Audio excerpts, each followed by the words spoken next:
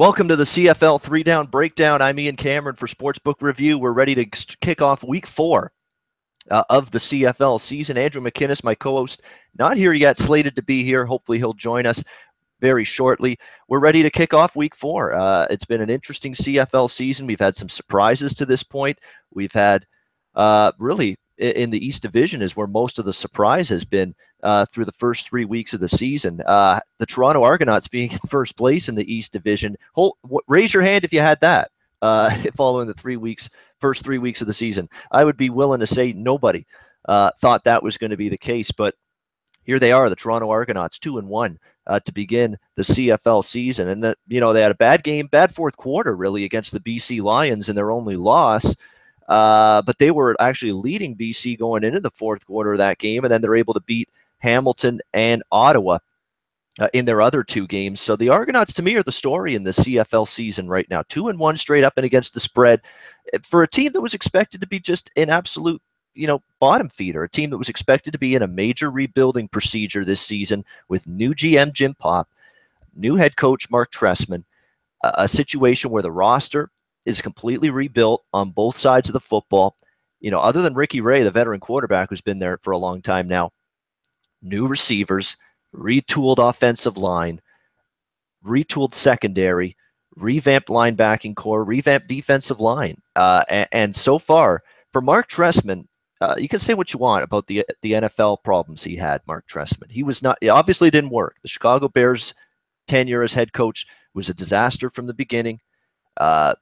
Jay Cutler and him never meshed in terms of getting that offense going. And offense, of course, is Mark Trestman's strength. He's an offensive guy first. He's been mentored a lot of quarterbacks in his career at all levels of football. But for some reason, it didn't work as a head coach with the Bears, and it really didn't work very well for Mark Trestman when he got that opportunity with the Ravens as offensive coordinator. So, for him, the NFL thing just didn't work. But he has proven himself, or at least he did with the Montreal Alouettes, that he is a quality, winning head coach in the Canadian Football League year in and year out. But there are a lot of people saying, "Hey, Mark Trestman is no, God. He's not Moses parting the Red Sea here. He's not just all of a sudden going to be able to walk in and mosey into Toronto and take over what is a pretty awful situation and make it good and better just like that in year one." Well, maybe the door is open for him to do that. You can't overreact to 3 games. It's still a long CFL season. You play 18 regular season games. They got 15 more to go.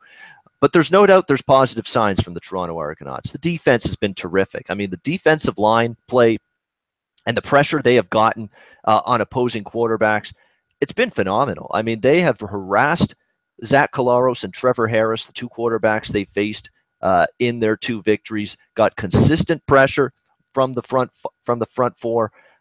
Victor Butler's been a man possessed in that defensive line for the Argonauts. So there's a lot to be very, very optimistic about right now. Again, you can't go crazy about it being the fact that it's been 3 games. There's still a long way to go in terms of what we can expect from this team. But 3 games, 2-1 straight up and against the spread in first place in the division. It's a positive start for the Toronto Argonauts. That's really my main takeaway from Week 3, following Week 3, is that the Argos have been a legitimate surprise, and fitting that we're going to kick off talking about Week 4 of the CFL season with the aforementioned Toronto Argonauts, who will travel to Winnipeg, take on the Winnipeg Blue Bombers to kick off Week 4 on Thursday, July 13th. We've got Winnipeg, a 3-point home favorite, total of 52.5. Pretty much across the board in that game. It's 53 at the Greek right now. But for the most part, we're looking at 52 and 52.5 with this total. I was able to cash a ticket with the Argos last week. It was on my client release card in the CFL. And they won outright as underdogs. In fact, the only underdog to win or to cover the number last week. Underdogs were 8-0 against the spread in the first 2 weeks. They were only 1-3 against the spread in Week 3. So finally, the favorites starting to come in and get the job done. But the Argos winning outright as a 5-point underdog against Ottawa. And that's despite a terrible first half, really. I mean, it was 12-1 Ottawa at halftime. They didn't do anything offensively. They couldn't move the ball. And all of a sudden, we were just wondering to yourself, was this going to be a situation where the the Toronto Argonauts were going to be able to get back in this football game. But the problem for Ottawa was that 12-1 lead at halftime they dominated that first half. They should have been up by more than just 11 points. And I was starting to think to myself, this may not be a good thing for the Ottawa Red Blacks. They completely dominated the first half on both sides of the ball, owned time of possession. Argos went 2 and out most of the first half, and yet somehow you're only up by 11 points. That may not be a good sign for the Red Blacks going into the second half. And sure enough, the Argos finally got going offensively. A couple big plays down the field to S.J. Green, Armonte Edwards, DeVere Posey. All of a sudden, this Argos receiving core that I thought had nobody to step up behind S.J. Green, they've found some young guys to do that. Armonte Edwards has played well. DeVere Posey had another touchdown catch in that win against Ottawa Saturday. So this Argos receiving core, you're starting to see guys step up and make an impact. We know S.J. Green was going to be the guy counted on, and he's been everything the Argos have hoped for. What do you have, over 200 receiving yards against Ottawa? Fantastic performance from him, no question about that. We'll see if they're able to keep it going here in this particular outing. But I will say this right now in terms of the Argos. Every week they look prepared. They're really not killing themselves with too many penalties. They actually did have a few penalties more than they've had before in the first half, in that game against Ottawa. But you're seeing a more disciplined team, a more prepared team. I was never a big Milanovic fan. I was never a big fan of Scott Milanovic. I think he was incredibly overrated as a head coach. I know he won the Grey Cup a few years back with Toronto. I think it was, 2012 they won that Grey Cup. I didn't think he did as good a job maximizing that team in terms of their talent. And Jim Barker, to me, his time had passed as a GM. I think he had done a bunch of terrible decisions personnel-wise with this Argos team. So it was time to clean out. It was time to get rid of the GM. It was time to get rid of the head coach. They did that, and now they got Pop and Tressman here. So positive signs for the Argos, but I will say this about this game against Winnipeg. This is a concerning spot for the Argos. They've got to show they can do it 2 weeks in a row, because they had that big win against Hamilton, and they didn't play well against BC the following week. They lose 28-15. Now you had a good win against Ottawa on the road, 26-15, but that was a Saturday road game. Now you're playing a Thursday road game, 5 days between games. That's not a lot of downtime.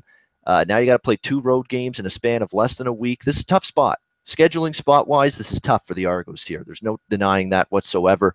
It's a concern for me. And let's be honest. Let's look at this line. Toronto was getting 5.5. That line opened +6, actually, at Ottawa last week. Came down to 5.5. Of course, I released Toronto, so that's why it came down. I mean, basically, when I put out a CFL play, the line's moving that way. That's basically the way it goes. That's what happened with Toronto. Down to +5, even 4.5 is probably where it closer to 4.5, 4 actually on the Argos in that game. But now you're only getting +3 here with the Argos this time around at Winnipeg for this game on Thursday night, and it's a little bit of a tougher spot. I mean, scheduling wise, you've got those 2 road games in less than a week, and you got Winnipeg coming off a bad performance last week against Calgary. Now, what do we make of Winnipeg? I still don't know how good or bad this team is, because they beat Saskatchewan 43-40 in overtime.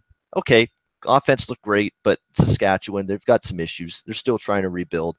But what was impressive is that was the first game at Mosaic Stadium. Saskatchewan was geared up for that game. The Blue Bombers still played very well in that game. But then the step up in class came last week against the defending West Division champion Calgary Stampeders, and it was a whole lot of ugly for the Winnipeg Blue Bombers. 29-10, the offense was dismal.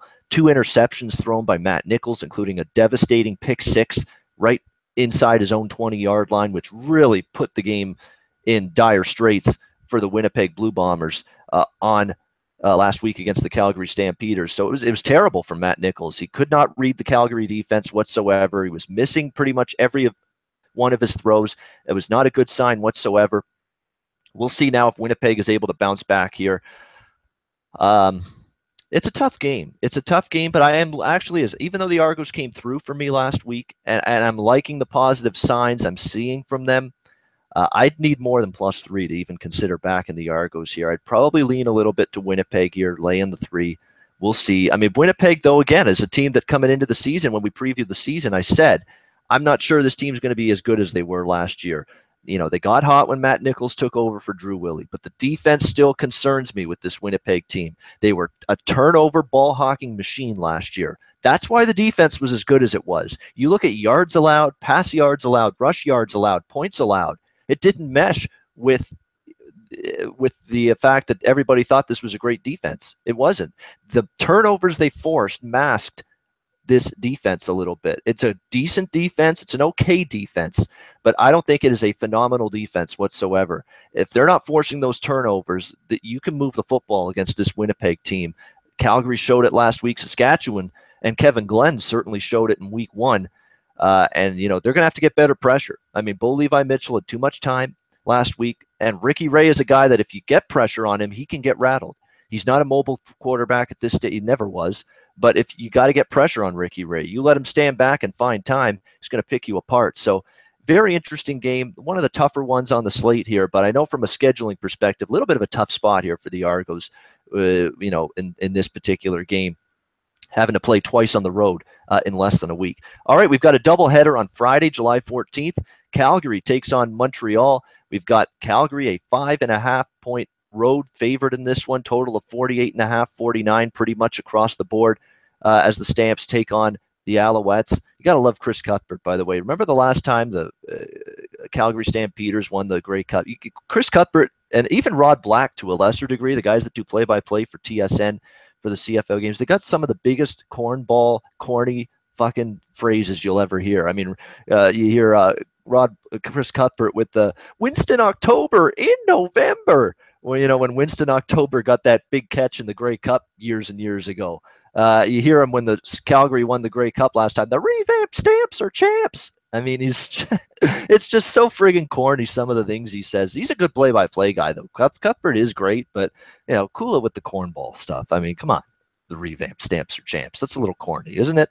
It's a little dopey to say something like that. Anyway, Calgary's defense finally looked good last week. I mean, Calgary, against Ottawa in the first 2 games, their defense didn't look like anything like we have seen from the Stampeders in recent years. Just getting shredded on that side of the ball. They played a lot better. They looked like the Calgary defense of old, and that's impressive because they had 2 key pass rushers not in the lineup last week. Cordero Law, of course, had an injury in training camp. He's a big part of that defensive front. He hasn't played yet. And Charleston Hughes, who has been one of the best pass rushers in the CFL now for years, did not play last week against Winnipeg. And they still harassed Matt Nichols. The secondary finally played like the Calgary secondary we expected. I mean, the secondary was awful for Calgary in the 2 games against Ottawa. But last week against Winnipeg, Tommy Campbell had a big game. Seontae Evans had a big game. Lockdown corners. Jamar Wall, the safety over the middle, had a great game. Those are 3, I think, all-stars in the CFL that are in that Calgary secondary with Tommy Campbell, with Seontae Evans, and with the Jamar Wall.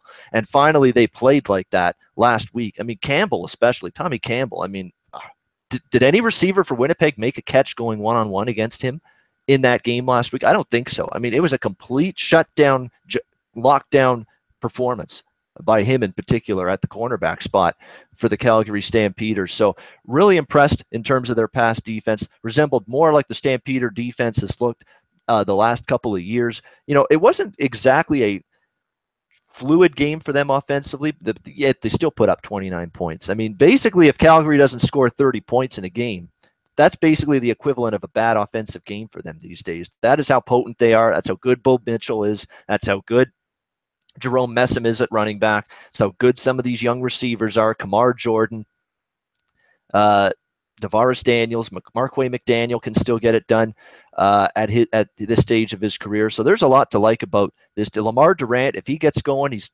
coming back from injury. But, you got Lamar Durant, Davaris Daniels, Kamar Jordan, Marquay McDaniel. You've got a lot of weapons now at receiver for this Calgary Stampeders team.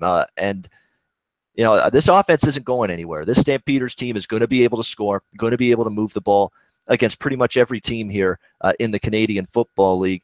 Now the question is, can they move it against Montreal? Because Montreal, again, they're 1-2 to start the season.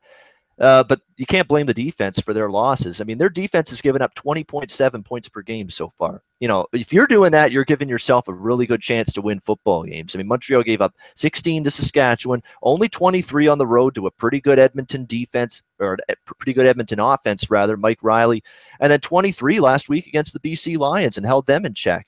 So the Montreal Alouettes have done the things right defensively, but clearly this offense is a work in progress. They're not finishing enough drives with touchdowns. They're settling for field goals. They're moving the ball at times and getting some first downs. But what I've found is that you need in the CFL to be really, really good moving the football just beyond midfield, because that's when you're threatening to get into field goal range and putting up points. And I find too often Montreal, just when they're starting to get some traction, Darian Durant in the offense, they've moved the ball past midfield, bam, that's usually when the 2-and-out happens. That's usually when the third down arises. Just when they pass midfield, they're just a little bit too far out of field goal range, and obviously the drive ends, they can't get a touchdown. So they're moving the ball, but too often I found Montreal, when they get past midfield, they're having a tough time continuing and sustaining their drives. That's going to have to change. That's going to have to change here, especially against Calgary, because they're going to have to score. That's all there is to it. Montreal's defense has done a solid job, but Calgary's offense, too good, too many weapons. Calgary's going to put up points against Montreal here in this game, and it's going to be up to the Montreal Alouettes to match them here. But Montreal has actually historically done pretty well against Calgary. Last 5 meetings, head-to-head, Calgary and Montreal. Montreal 3-2 straight up, 5-0 against the spread. So head-to-head, the Alouettes have covered 5 straight against the Stampeders, including both meetings last year. They beat Calgary 17-8 in the regular season finale, but I throw that one out. Calgary didn't want any part of that football game. They were resting starters for the playoffs in that game. Drew Tate was at quarterback, not Mitchell, so you can't put too much faith into that win. But still, 5-0 ATS run head-to-head for the Montreal Alouettes against the Calgary Stampeders.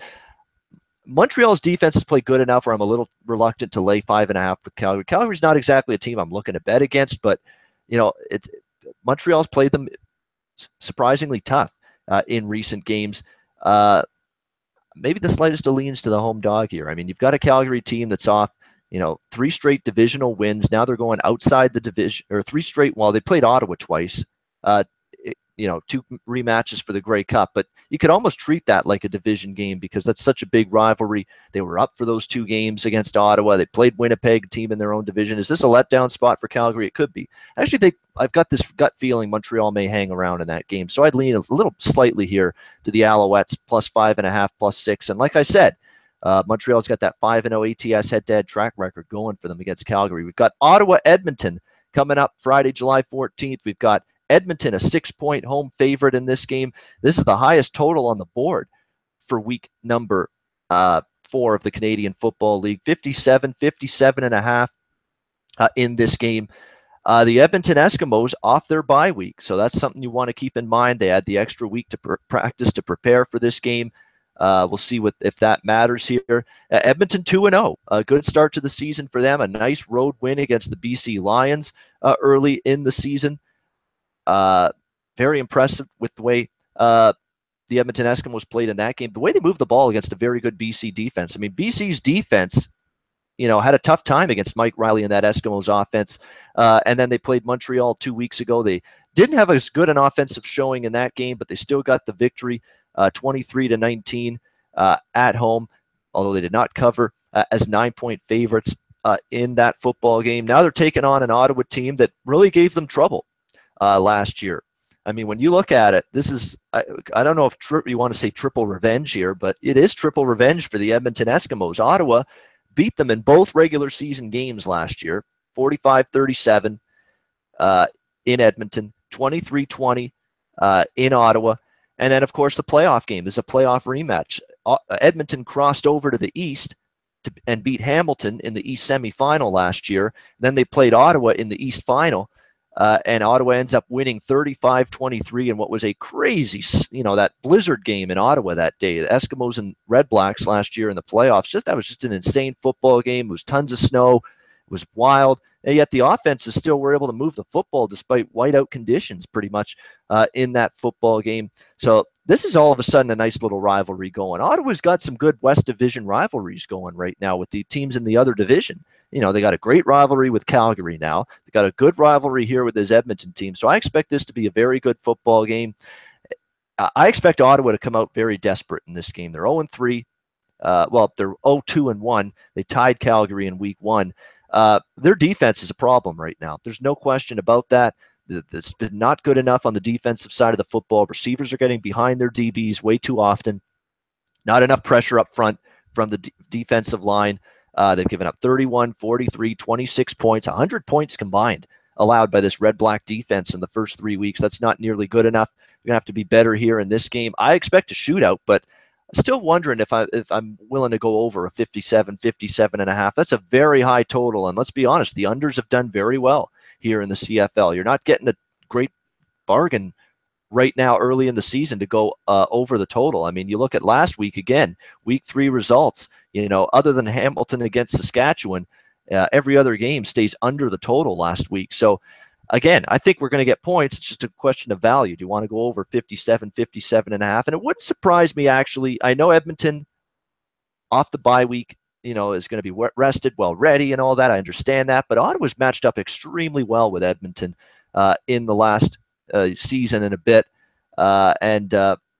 You know, they're desperate at this point. I think Ottawa's saying all the right things following that loss to Toronto on Saturday. We're desperate. We need to get going. So, and Edmonton in this home favorite role. Look at last week against Montreal, 9-point or 2 weeks ago against Montreal, 9-point favorite at home. Only win that game by 4 points. So, I'd be a little concerned laying the points here with Edmonton. Lean Ottawa +6 if I had to in that game. Still very early in the week. I haven't exactly finalized my opinions yet, but that's where I'd go with that game. Well, let's wrap it up now. Week 4 with Saturday's contest, the BC Lions against the Hamilton Ticats. The BC Lions, 3-point road favorite, total of 50 in this football game. Tell you what, right now, it's not even close, not an issue, no issue. Hamilton Ticats look like the worst team in the CFL right now, and the stats bear it out. Dead last in the CFL in total yards offensively. Dead last in the CFL in total yards allowed defensively. Dead last in points allowed defensively. Nothing's going right for this team. Their offensive line has been absolutely abysmal through 2 weeks. Zach Collaros is running for his life on every snap. The receivers are decimated. You know, there's nobody stepping up. Tasker's covered every week. Luke Tasker, people are taking him away.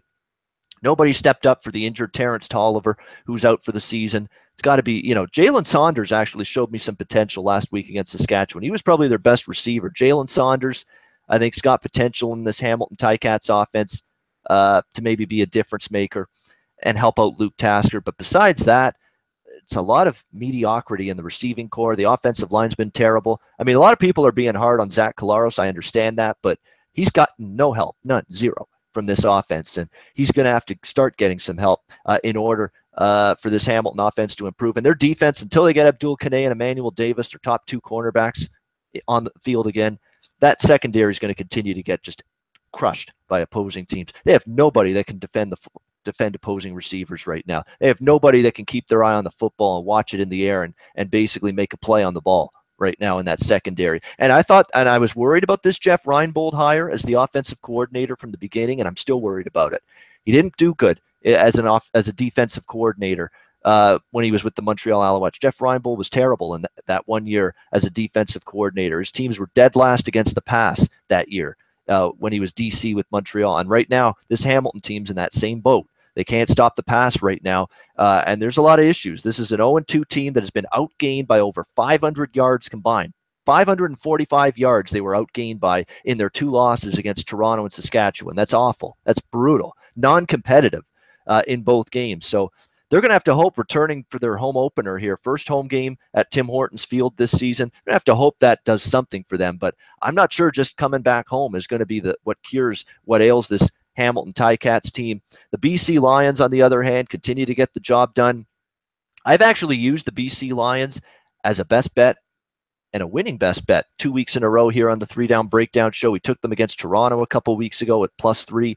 or as an underdog. They got the job done. We took them again -2.5 last week against Montreal. They grinded out. I mean, it wasn't a pretty win for BC, but they grinded it out 23-16. Jonathan Jennings made the plays offensively when he had to. And the defense was fantastic. And Solomon Elamimian showed it once again last week for the Lions, why he's one of the best linebackers in the CFL. He was outstanding. He was in on pretty much every tackle against the Montreal Alouettes last week. I'm concerned about the spot here for BC. I was expecting BC to be a higher favorite. I could only back BC. I don't want no part of Hamilton until I see something positive out of them. But BC stayed in the East time zone in Kingston between the Toronto and Montreal road games last week. After the Montreal road game, they flew back to Vancouver. Now they're going to fly back out here. That's a little bit of a concern. There's going to be 2 flights to the East now in a couple of weeks, 3 straight road games in the East. I'm just worried it's a little bit of a flat spot here for BC. But at the same time, I will not be looking at Hamilton +3. I will not be looking at Hamilton until I see some signs of improved play from them on both sides of the football. But I do have a bet that I do like for this game, and we're going to use it for best bet for me here in week 4 of the CFL season to wrap up the show. Look, Hamilton's offense has been terrible so far, but their defense has been even worse. I think the BC Lions, they put up 23 on the road against a good Montreal defense last week. I think they're good for 30 points here, at least. I think they could score 30, 35 even against this Hamilton defense, which is decimated in the secondary. And I think at home, I open the door at least for the Hamilton Ticats offensively. Ken Austin, Steph Potasic, this offensive coaching staff to finally make some adjustments, maybe get Collaros out of the pocket more, roll him out a little bit, allow him to make plays on the run. They've talked about that this week leading up to this game, so that, to help out this beleaguered, pathetic offensive line, roll Collaros out of the pocket a bit. I think that might open up some plays to be made for Hamilton offensively down the field. You look at Hamilton in their first 2 games, they're giving up 30 points routinely, 32 to Toronto, 37 to Saskatchewan. I think this total is a little bit low. I think the weather's going to be great in Hamilton Saturday night. Let's make it official. BC Hamilton, we're going to go over 50. There's a 49 out there. Let's go with a more widely available number for all our viewers.